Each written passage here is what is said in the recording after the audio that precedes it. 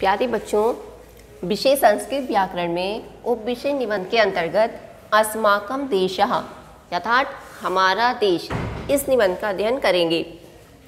पहले देखेंगे इसमें भारत देशः अस्माकं देशः अस्ति।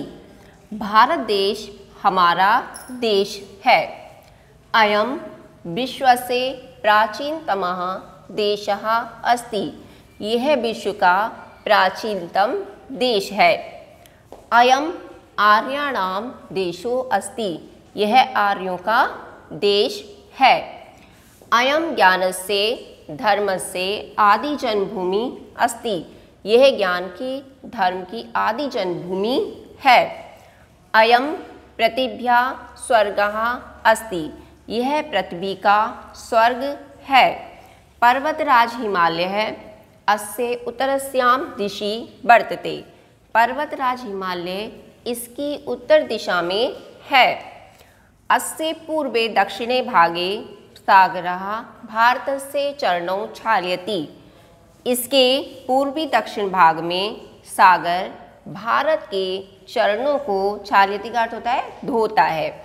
तो अस्य पूर्व दक्षिण भागे, इसके पूर्वी दक्षिण भाग में सागर भारत के चरणों को धोता है। अस्माकं देशे अनेके धर्माः विविधा संप्रदाया अनेके उत्सवा अनेके भाषा च अस्ति। हमारे देश में अनेक धर्म, विभिन्न प्रकार के संप्रदाय, अनेक उत्सव और अनेक भाषाएं हैं। अस्याम अनेकतायामपि एकताया सुमधुरा धारा बहती। इसकी अनेकता में भी एकता की सुमधुर धारा बहती है। यतो वयम सर्वे भारतीय स्म। इसलिए हम सभी जो हैं वो भारतीय हैं। एक बार इसको पुनः देख लेंगे। भारत देशः अस्माकं देशः अस्ति। भारत देश हमारा देश है। अयम विश्वस्य प्राचीनतमः देशः अस्ति। यह विश्व का प्राचीनतम देश है। अयम आर्याणाम देशो अस्ति। यह आर्यों का देश है। अयम ज्ञानस्य धर्मस्य आदि जन्मभूमि अस्ति। यह ज्ञान का धर्म की आदि जन्मभूमि है। अयम पृथिव्या स्वर्गा अस्ति। यह पृथ्वी का स्वर्ग है। पर्वतराज हिमालय है। अस्य उत्तरस्यां दिशि वर्तते। पर्वतराज हिमालय इसकी उत्तर दिशा में है। अस्य पूर्वे दक्षिणे भागे, इसके पूर्वी दक्षिण भाग में सागरः भारतस्य चरणौ क्षालयति। सागर भारत के चरणों को धोता है। अस्माकं देशे अनेके धर्मा विविधा संप्रदाया अनेके उत्सवा अनेके भाषा च सन्ति। हमारे देश में अनेक धर्म, विभिन्न प्रकार के संप्रदाय, अनेक उत्सव और अनेक भाषाएं हैं। अस्याम अनेकतायामपि एकताया सुमधुरा धारा बहती। इसकी अनेकता में भी एकता की सुमधुर धारा बहती है। यतो वयम सर्वे भारतीय स्म। इसलिए हम सब क्या हैं? भारतीय हैं। अब जो हमारे बालक शब्द के रूप हैं, इसमें हमारे 3 पुरुष होते हैं। बालक शब्द में 3 वचन और हमारी 7 विभक्तियां होती हैं। अब वो कौन कौन सी होती हैं हम पहले देखते हैं। बालक शब्द रूप। शब्द रूप है हमारे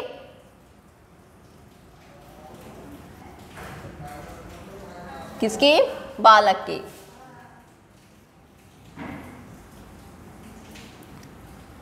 बालक के।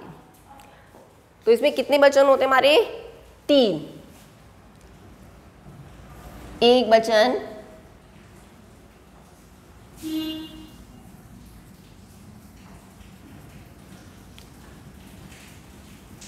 द्विवचन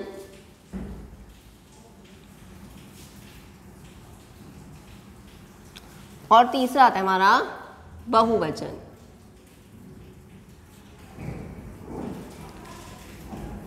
बहुवचन। अब इसमें हमारी कितनी 7 विभक्तियां होती हैं और एक संबोधन होता है। अब प्रथमा विभक्ति में हमारे रूप कैसे चलते हैं? प्रथमा विभक्ति, ऊपर हम डाल देंगे विभक्ति।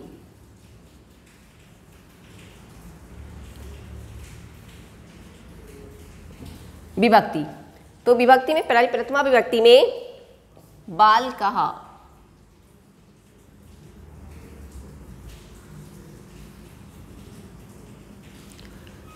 द्विवचन में आएगा बालकौ।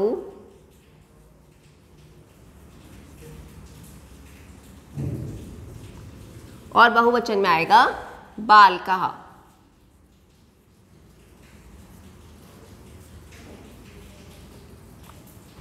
इसी तरीके से आपके राम के रूप भी लिखे जाते हैं। अब आती है द्वितीय विभक्ति।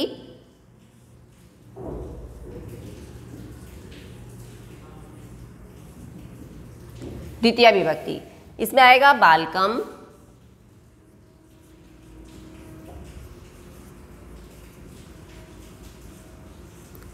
बालकौ,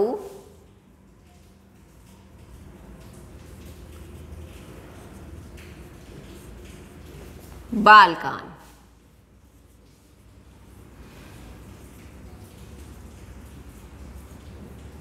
बालकान, बालकः, बालकौ, बालकः। द्वितीय विभक्ति में आपका आ गया बालकम, बालकौ, बालकान।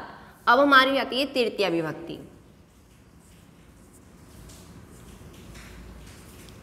तृतीय विभक्ति में बालकेन,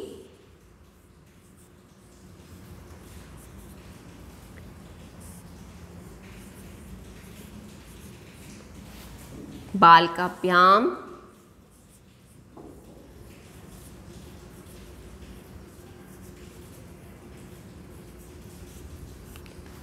बालकै।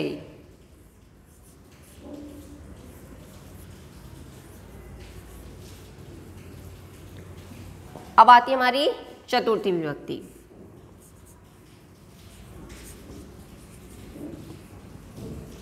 चतुर्थी विभक्ति में बालकाय,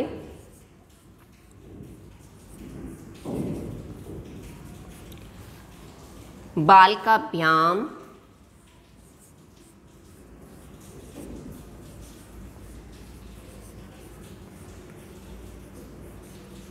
बालकेभ्ये।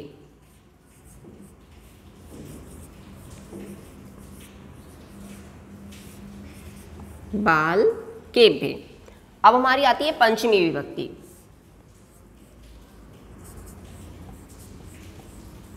पंचमी विभक्ति में बालकात्,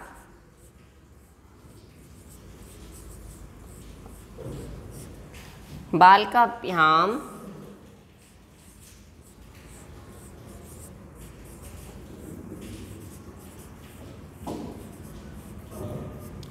बालकेभ्ये।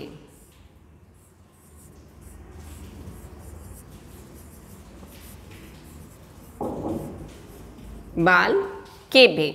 अब आती है हमारी षष्ठी विभक्ति। षष्ठी विभक्ति में बालकस्य,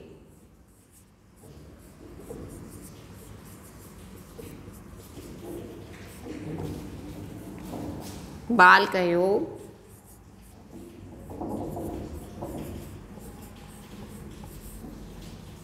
बालका नाम।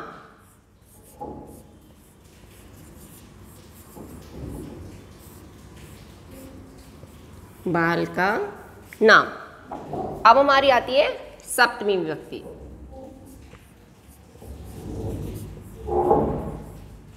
सप्तमी विभक्ति में बालके, बालकयो,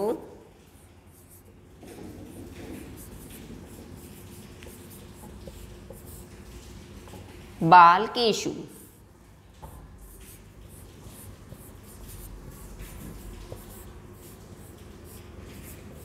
बालकेषु। अब हमारा आता है संबोधन।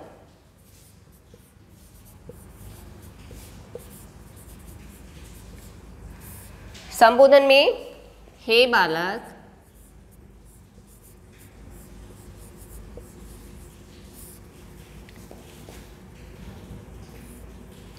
हे बालको,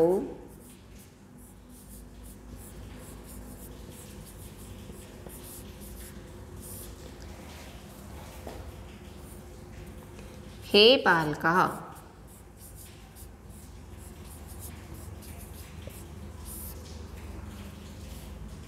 हे बालकः।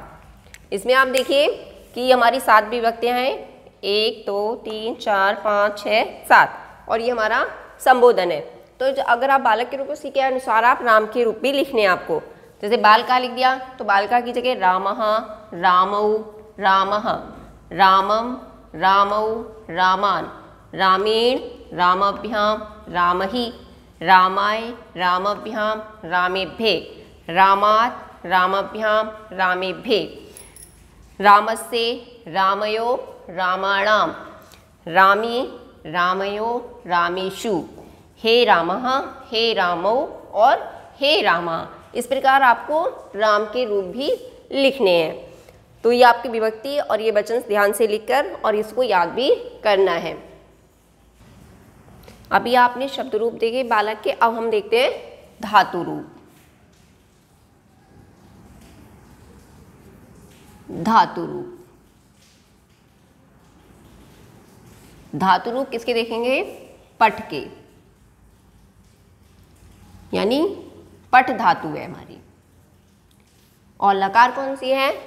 लट लकार। लट लकार अर्थात वर्तमान काल।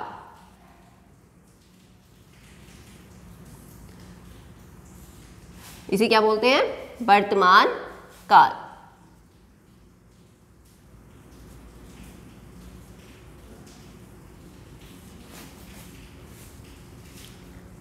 वर्तमान काल। तो वर्तमान काल, इसमें हमारे 3 वचन और 3 पुरुष हैं। हमारे 3 वचन कौन कौन से हैं? एक वचन,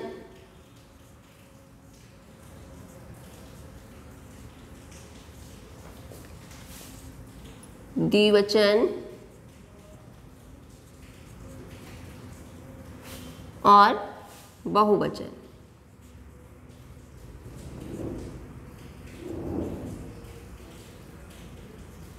बहुवचन, तो बहुवचन, एक वचन, द्विवचन, बहुवचन। अब हमारा आता है प्रथम पुरुष। प्रथम पुरुष, प्रथम पुरुष में हमने लगाया ती। द्विवचन में आ गया हमारा तह और बहुवचन में आ गया अंति। इसके बाद मध्यम पुरुष।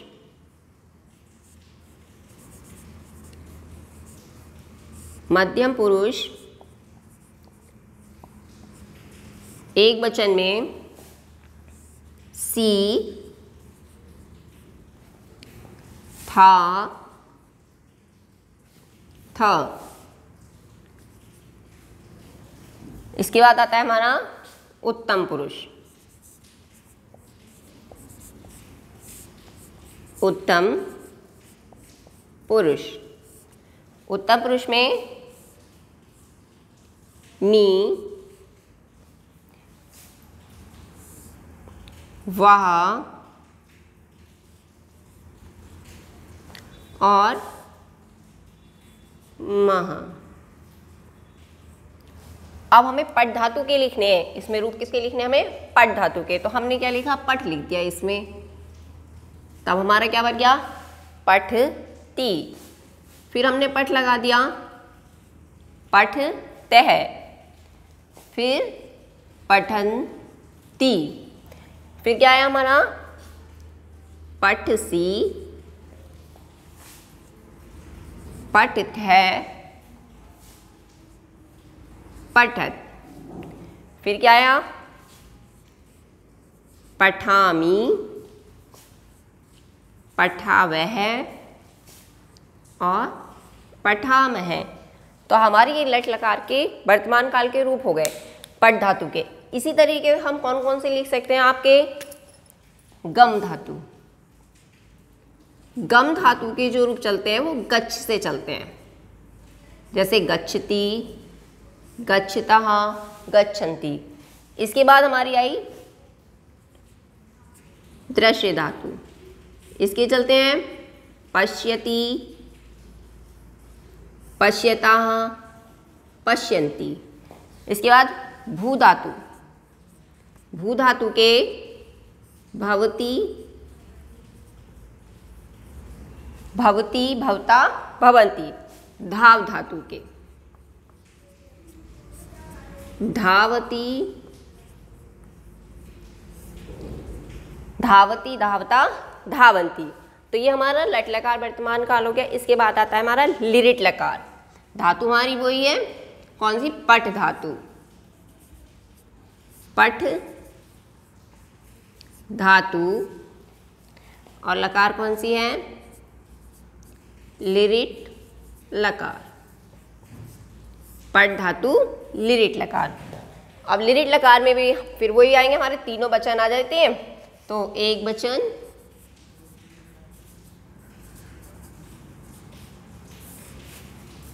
द्विवचन,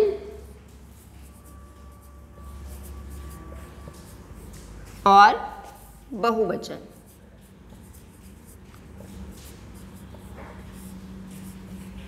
बहुवचन इसमें पुरुष भी वही तीन होंगे हमारे। प्रथम पुरुष,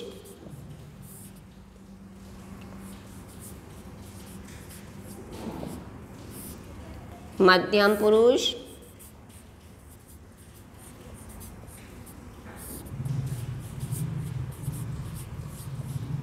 और उत्तम पुरुष। उत्तम पुरुष। तो हमारे ये तीन वचन है, इसमें कैसे रूप चलेंगे हमारे भाई? शयति। हमने क्या लिखा? शयति, शयतः, शयन्ति।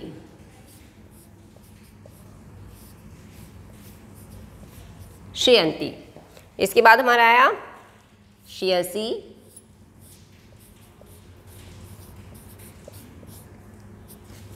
शयतः,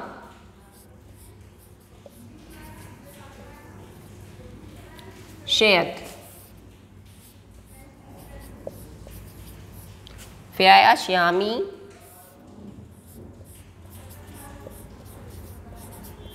श्यावः,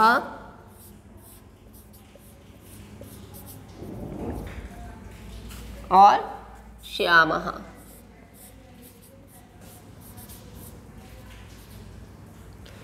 अब हमें क्या लगाना है इसमें? पठिष्यति, पठिष्यति, पठिष्यतः, पठिष्यन्ति, पठिष्यसि, पठिष्यतः, पठिष्यत्, पठिष्यामि, पठिष्यावः, पठिष्यामः। तो ये हमारे क्या बन गए? लिरिट लकार धातु। लिरिट लकार कौन सी होती है हमारी? भविष्यत काल। भविष्यत काल। तो ये इसके रूप हो गए आपके। तो ये हमें लिखने भी हैं और याद भी करने। इसी के आधार पर गम धातु के दोनों लकार में, रस धातु के और भू धातु के और धाव धातु के, इन सब के रूप आपको अपने आप लिखने हैं। इसी आधार पर करके पूरे रूप लिखने हैं। तो आपको ये सब याद करना है और लिखना है। बाकी सब आपको PDF के माध्यम से मिल जाएगा। धन्यवाद।